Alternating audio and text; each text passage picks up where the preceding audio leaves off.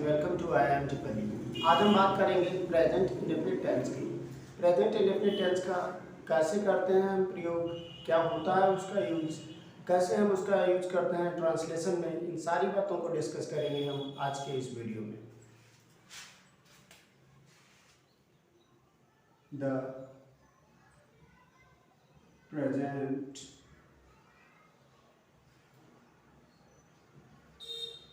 indefinite tense।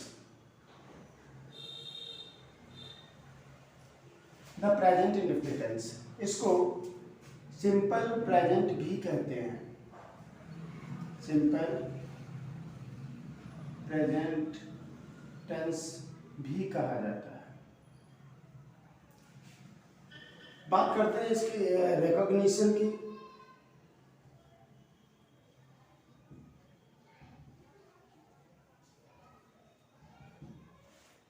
Recognition होता है कि इन वाक्यों की क्रिया के अंत में ताह तीह तेह दिया होता है, ना कि वाक्यों के अंत में, वाक्यों की क्रिया के अंत में। तो हम लिख लेते हैं इन वाक्यों की क्रिया के अंत में ताह तीह तेह आदि शब्द आते हैं। तो पहली तो बात ये कि अगर हिंदी में सेंटेंस दिया हुआ है, हिंदी के वाक्य को इंग्लिश में ट्रांसलेट करना है, तो हमें ये पहचानना आना चाहिए कि वो हिंदी का सेंटेंस, हिंदी का वाक्य किस टेंस का है और टेंस के किस फॉर्म का है। इन बातों को हम कैसे पहचान पाएंगे? जब हम इस रिकॉग्निशन को पहचान को पढ़ेंगे। दिया हुआ इन वाक्यों की क्रिया के अंत में ताह तीह तेह आदि शब्द आते हैं। क्रिया के अंत में नहीं तो वैसे अगर जो हम सिर्फ करें वाक्यों के अंत में, तो ऐसे एक कुत्ता है या एक हाथ जो मोती है, इस तरीके के एग्जाम्पल्स हम दे सकते हैं, लेकिन वो आपके प्रेजेंट इंडेफिनिट के स्ट्रक्चर से नहीं बनते हैं। तो रिकॉग्निशन आपको पता चल गई। अब बात करते हैं इसके स्ट्रक्चर की।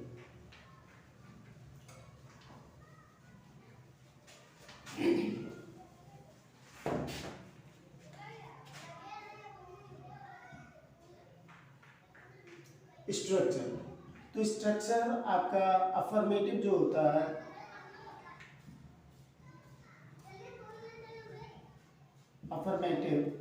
अफर्मेटिव में आपका होता है सब्जेक्ट प्लस मेन वर्ब की फर्स्ट फॉर्म प्लस एस और ES plus object plus RP. अगर हम बात करें तो नोट इसमें देख लेते हैं, तो आपका होता है सब्जेक्ट एमी फर्स्ट एस और ईएस ऑब्जेक्ट एंड आरपी। तो आपका he she it s n s का मतलब है सिंगुलर नंबर सब्जेक्ट के साथ में आपका first form of the verb plus S और ईएस आता है। और वहीं आपके आई बी यू दे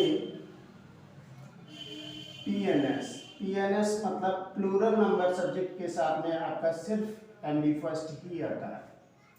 तो एग्जाम्पल अगर जो हम यहाँ पे देख लेते हैं, तो हम लेते हैं इसका एक एग्जाम्पल, वह हर रोज अखबार पढ़ता है। तो वह हर रोज अखबार पढ़ता है, तो हमें सबसे पहले क्या चाहिए? सब्जेक्ट। तो सब्जेक्ट जो वो होता है जो सेंटेंस में काम करता है, तो पढ़ने का काम कौन करता है? वह। तो वह की इंग्लिश हो जाती है ही। और उसके बाद में हमारा है मेन वर्ब। तो मेन वर्ब इसमें क्या है? पढ़ता है, मतलब पढ़ना। तो पढ़ने की इंग्लिश होती है रीड। और जो सिंगुलर नंबर सब्जेक्ट है ही, तो इसके साथ में हम एस और एस ऐड करते हैं, तो इस वर्ब में आपका एस ऐड होगा। तो ही रीड्स, क्या पढ़ता है? अखबार। तो ही रीड्स द न्यूज़पेपर और कब पढ़ता है? हर रोज, मतलब एवरी डे या डेली। तो he reads the newspaper every day. ये हमारी बात हो गई आपकी अफर्मेटिव स्ट्रक्चर की। अब हम चलते हैं नेगेटिव स्ट्रक्चर पर।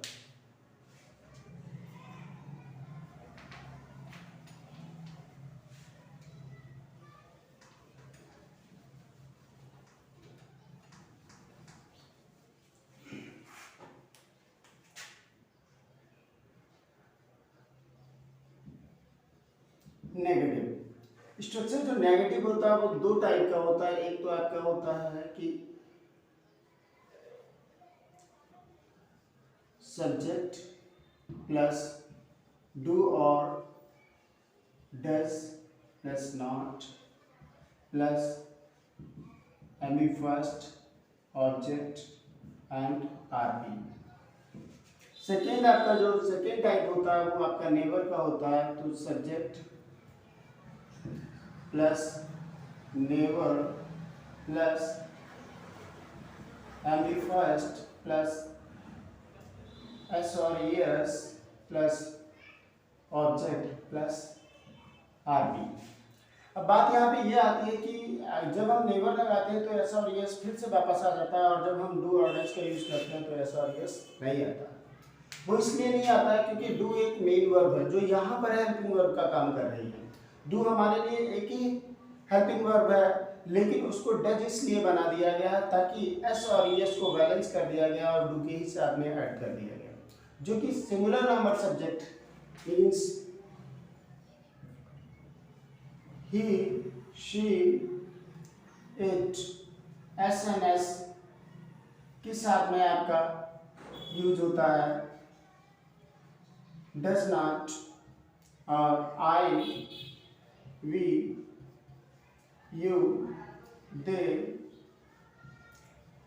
PNS के साथ में आपका यूज होता है do not। क्लियर? अब एग्जाम्पल ले लेते हैं हम।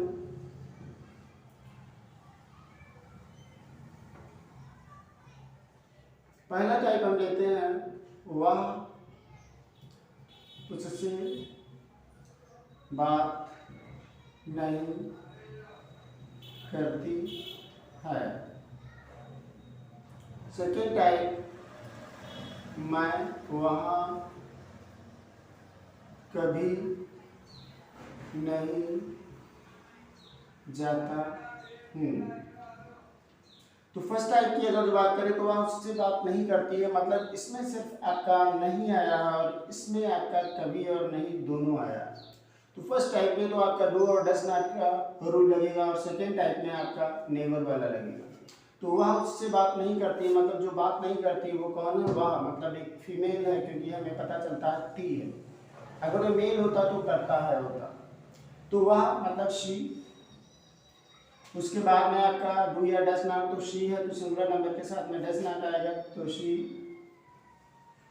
Does not. फिर क्या?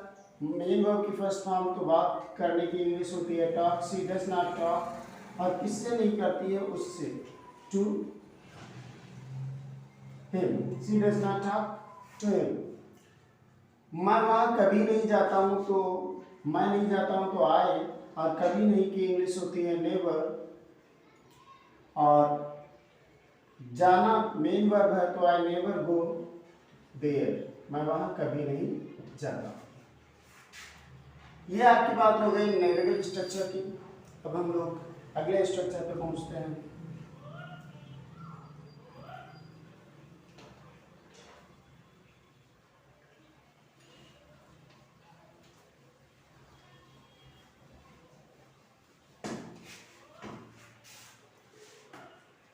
अब हम बात करते हैं इंट्रोगेटिव की।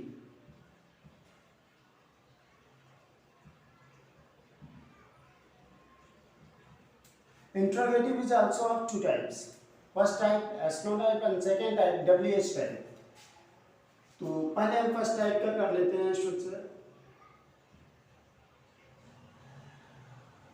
जिसे हम एस और नो टाइप कहते हैं। इसमें आपकी जो सेंटेंस शुरू होती है वो आपकी हेल्पिंग वर्ब से शुरू होती है, तो आपका ये हो जाएगा डू और does plus subject plus B first plus object plus RP plus question mark. और सेकेंड जो टाइप होता है वो होता है आपका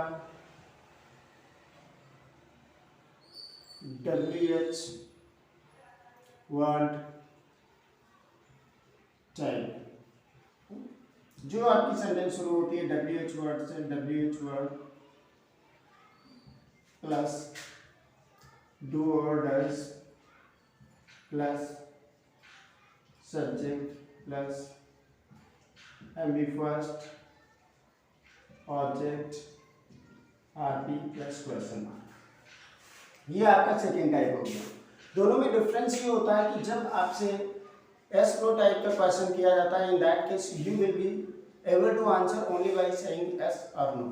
अगर आपसे कोई पूछता है क्या तुम वहाँ जाते हो, तो आप ये कह सकते हो नहीं मैं नहीं जाता हूँ, या आप ये उत्तर दे सकते हो यस, यस मतलब मैं जाता हूँ। लेकिन अगर आपसे WH टाइप का क्वेश्चन पूछा जाता है जिसमें आपसे पूछा जाता है कि आप वहाँ क्यों जाते हो, in that case you will not be able to answer only by saying yes no, क्योंकि वहाँ पर आपको एक रीज़न बताना पड़ेगा। तो ये दो टाइप के इंट्रोगेटिव भी आते हैं हमारे पास। तो इसका भी एग्जाम्पल देखते हैं। एग्जाम्पल फर्स्ट,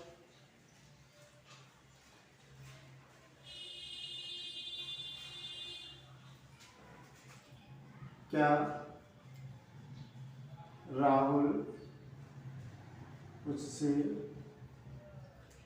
मिलना चाहता है? तो यहाँ पे हम बात करें क्या राहुल उससे मिलना चाहता है, मतलब इसका आंसर यही हो सकता है मिलना चाहता है तो यस, नहीं मिलना चाहता है तो नो। तो क्या राहुल आपका सिंगुलर नंबर है तो आपका बनेगा डज, डज राहुल, और चाहना पहले आएगा तो does Rahul want to meet उससे, हर या इन कोई भी हो सकता है तो हर ले लेते हैं। तो does Rahul want to meet her. Second type का अगर ले लें तो आप शिक्षा का महत्व क्यों नहीं समझते हो? तो ये सेकेंड टाइप का। अब यहाँ पे आपको रीजन बताना पड़ता है ऐसे क्वेश्चन के लिए, तो इसको हम ट्रांसलेट करेंगे तो क्या हो जाएगा वाई, और आप सब्जेक्ट है तो डू आ जाएगा डू यू, और नॉट भी है तो why do you not understand the value of education. तो why do you not understand the value of education, आप शिक्षा का महत्व क्यों नहीं समझते। चलिए एक तीसरे भी सेकेंड टाइप के ही WH टाइप के इंट्रोगेटिव में या तीसरे टाइप को भी समझते हैं।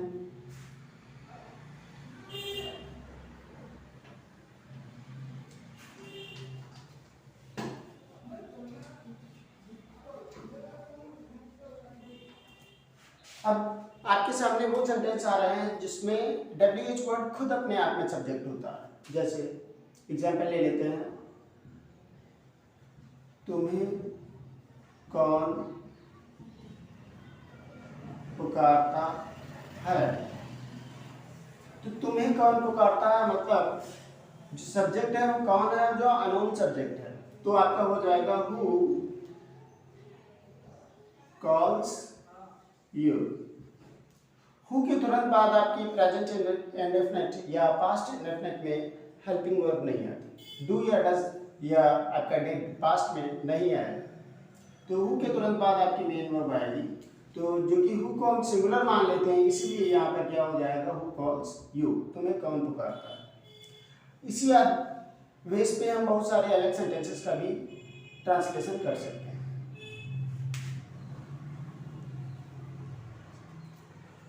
चलिए ये तो बात हो गई ट्रांसलेशन की। अब बात करते हैं यूज की। हम प्रेजेंट इंडेफिनिट टेंस का यूज कहाँ पे करते हैं। यूज। तो प्रेजेंट इंडेफिनिट टेंस का यूज जो किया जाता है वो आपका habitual action, universal truth, geographical truth, इन सारी चीज़ों में किया जाता है। तो हम लिख लेते हैं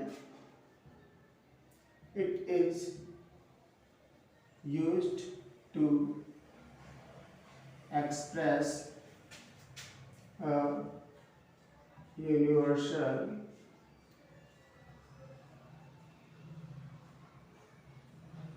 truth, geographical truth,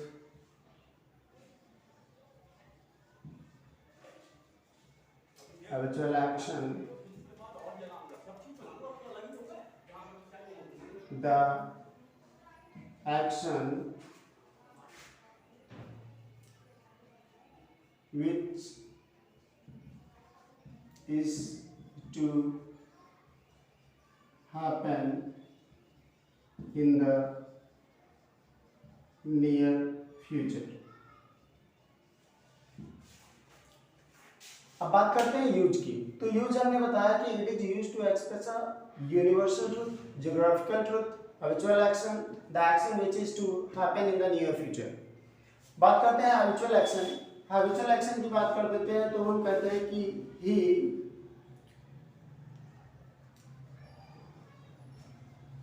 touches the feet of his parents daily।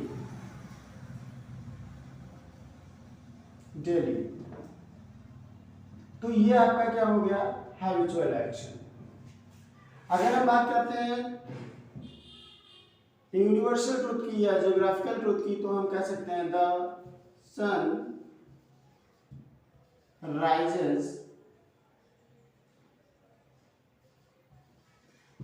In the east.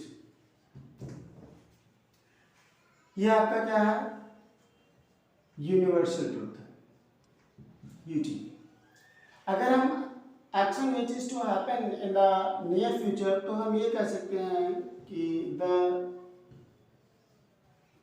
schools reopen in the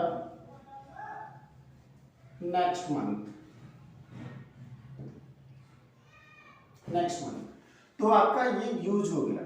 ये हमें बताता है touches the feet of his parents daily, मतलब हैबिचुअल एक्शन हो गया उसका।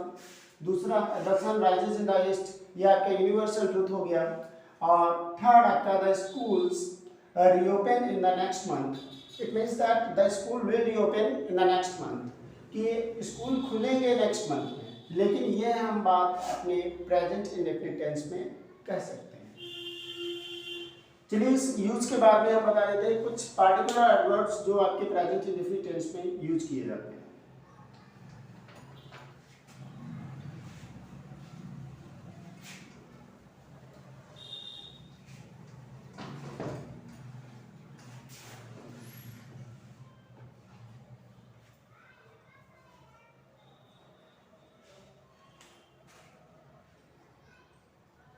Adverbs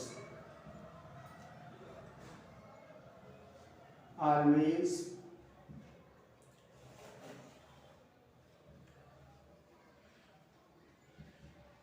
frequently,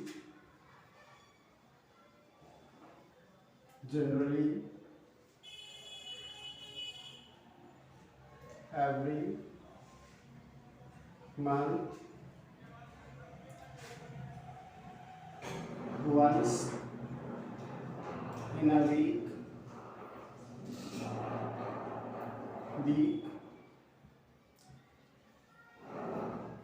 twice in a year,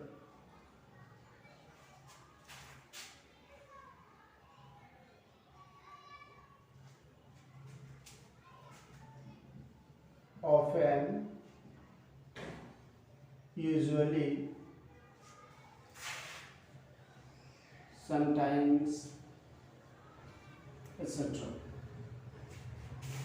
तो हम एडवर्ब्स का यूज का जो करते हैं प्रेजेंट इंडेफिनिट टेंस में, वो आपका क्या हो सकता है? Always, frequently, generally, every month, once in a week, twice in a year, often, usually, sometimes, etcetera. Etcetera इसलिए लगाया गया कि यही सिर्फ नहीं है जो आपके प्रेजेंट इंडेफिनिट टेंस में यूज होते हैं, और भी हैं। तो लेकिन ये आपके पास एग्जाम्पल के रूप में है कि जो आपको बताते हैं, जिससे हमें फ्रिक्वेंसी का पता चलता है, वो मोस्टली आपके प्रेजेंट इंडेफिनिट टेंस में यूज किए जाते हैं। आशा करता हूँ आज का वीडियो आपको समझ में आया होगा और translation and use of the present indefinite tense you have gotten that, कि आपको अच्छे से समझ में आ गया। अगर आपको अच्छे से समझ में आया है तो please like, share and subscribe my channel.